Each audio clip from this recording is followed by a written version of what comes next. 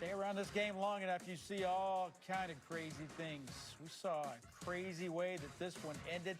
Unfortunately for the Rockets, it's the Minnesota Timberwolves that come away with the 110-108 victory in overtime. Let's get things rolling with Calvin's Court, presented by Memorial Hermann Rockets Orthopedics. Remember, the Rockets closed out regulation on a third. Yes, he was set. Naz Reid certainly did not agree. He would be ejected for the game. Remember, Rudy Gobert had already fouled out of the game at this point. So they go up 104-95. Kevin Durant had a tough shooting night in the first half, fourth quarter and beyond. He came alive, hits the three-pointer here with 3:50 left in 13-point lead for your Rockets. You're not going to like the rest of this. You may want to turn it off at this point, because then after being down by 13, at 108-95, that is a 13-point lead. With 3 minutes left in overtime, it's almost impossible to lose a 13-point lead in overtime, because you only have getting down on the court and playing the way the Rockets had in the fourth quarter to make that comeback. 61 seconds remaining. Minnesota basketball. And this was the kind of way they really got back in it. Little defense, steals, getting on the floor, able to save the basketball, start the break at the other end. Whatever the case may be, they needed to do. They got it done. 108 after being down. That's 13 straight points for the Minnesota Timberwolves. DiVincenzo hitting the three. We got a new ball game. Now, how will the Rockets respond after that? Out 110-108. Minnesota on a 15-0 run. 15 straight points for the Timberwolves. Remember how important this night. Kevin Durant misses the first. Now he will have to intentionally miss the second. More chance.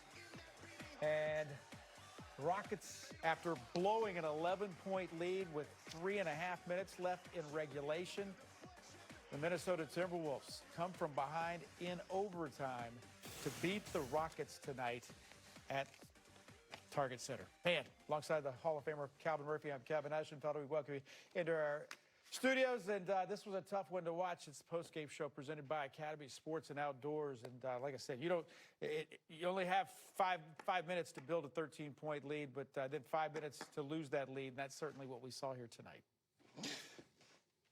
It was a defensive effort going down the stretch, obviously, that caused the Rockets their demise. There was, offensively, there were some unfortunate shots taken by the wrong people that caused the Rockets not to get a good look. The Rockets did a great job to build that 13-point lead as a unit. Then going down the stretch, they went to the individual play, and it cost them. Yep. A stretch of overtime, too. 3:47 left in regulation. Minnesota led by 11, 93-82.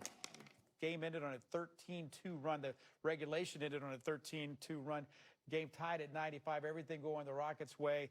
It ended up being a 26-2 run that the Rockets were able to put together, but they still couldn't come away with the win tonight in Minnesota. Let's hear from head coach Ime Udoka. Coach, when you went up 11, and when you went up 11 on the team, what seemed to happen on the defensive end as far as the assignments were concerned? It helped off of guys we weren't supposed to help off of when we're going one-on-one. Gave up offensive rebounds, turned it over, violation, 8-second violation, all the above. What about when you all were able to get back into the game? What went into that? Some effort in defense. How would you assess the physicality and the aggressiveness? You wanted to see more of that tonight. What did you see? For the first half, they were the more aggressive team, especially at the start of the game.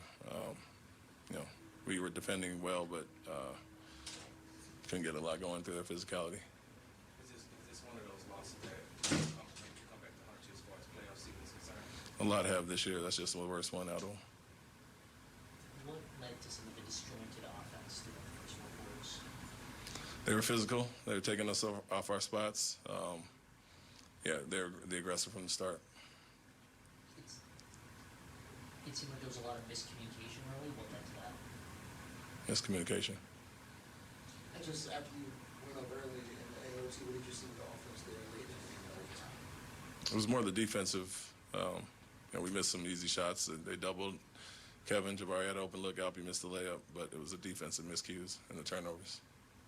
It seemed like Tari wasn't in a lot of the huddles late. What led to that? I didn't notice. Just the late game execution has been a thing all season. Just what are you seeing with your team just not being able to make those plays late in games? Yeah, it comes down to making shots, and if they double, like I said, Alpi got a look. Our man got a look in the middle. Jabari got a look. You got to knock those down, but more than that, it was a defensive miscues to allow them to get back in it. Even with the missed shots, if we guarded the way we did to the fourth quarter, it would have been all right. 4 games with the starting lineup, what have you thought? It's been up and down. I think it doesn't matter who's starting. We've been up and down this year. Thanks, Coach. Thank you. Here's your final score tonight. Minnesota Timberwolves win maybe the wildest game of the year. I don't think you can take maybe out of the equation. 110-108. We got more to talk about coming up on the post game presented by Academy Sports and Outdoors.